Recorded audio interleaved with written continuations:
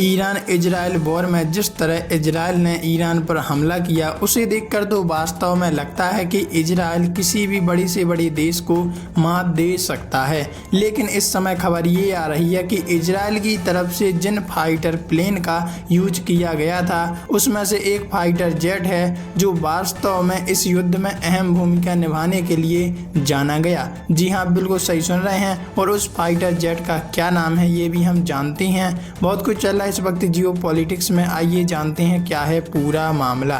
देखो, खबर सामने आ रही है, इजराइल ने ईरान में तबाही के लिए इस फाइटर जेट को किया इस्तेमाल, 1500 किलोमीटर दूर कर दिया धुआं धुआं। जी हाँ, बिल्कुल सही सुन रहे हैं। और इस फाइटर प्लेन की खासियत ये है कि ये वास्तव में रडार की पकड़ में नहीं आता और एकदम से तबाही मचाकर रख देता है। देखो, आईडीएफ अपने गुरुवार 26 जून 2025 की सुबह ऑपरेशन राइजिंग लायन का एक्सक्लूसिव फुटेज जारी किया, जिसमें तेहरान में हवाई हमले करने के लिए इजरायली वायुसेना के F-15I लड़ाकू विमानों को जाते हुए देखा गया। ऑपरेशन राइजिंग लायन के हिस्से के रूप में दर्जनों जेट विमानों ने तेहरान और अन्य स्थानों पर लक्ष्य पर कई सटीक हमले करने के लिए ईरानी क्षेत्र में 1500 किलोमीटर से अधिक की उड़ान भरी। ये हमले ईरान के सैन्य और परमाणु बुनियादी ढांचे को लक्षित करने वाले व्यापक अभियान का एक केंद्रीय तत्व थे, जिसने युद्ध विराम की स्थिति को जन्म देने में महत्वपूर्ण योगदान दिया।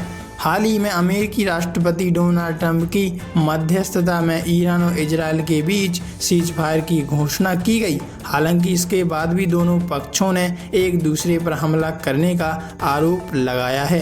अमेरिकी सेना ईरान के 3 न्यूक्लियर ठिकानों पर हमला किया था। अमेरिकी राष्ट्रपति ने दावा किया था कि उन्होंने हमले में ईरानी के ठिकानों को बर्बाद कर दिया है। हालांकि ईरान ने इन दावों का खंडन कर दिया और ये अपनी साइड लेते हुए इन्होंने इस बात को नकारा भी है। ईरान के स्वास्थ्य मंत्री मोहम्मद रेजा जाफरगंदी ने मंगलवार 24 जून 2025 को बताया कि पिछले 12 दिनों में इजराइल के कई हवाई हमलों में अब तक 606 लोगों की मौत हो चुकी है, जबकि 5332 लोग घायल हुए हैं। बता दें, इजरायली हमलों का सिलसिला 13 जून से शुरू हुआ था। इस बीच इजराइल के स्वास्थ्य मंत्रालय ने भी जानकारी दी है कि संघर्ष की शुरुआत से अब तक 28 लोगों की जान जा चुकी है, जबकि 3238 लोग घायल हैं। लेकिन इस फाइटर जेट ने जो भूमिका इस हमले में निभाई वो वास्तव में सराहनीय है। वैसे आप इस बारे में क्या कहना चाहते हैं, कमेंट में लिखकर अपनी राय जरूर दीजिएगा।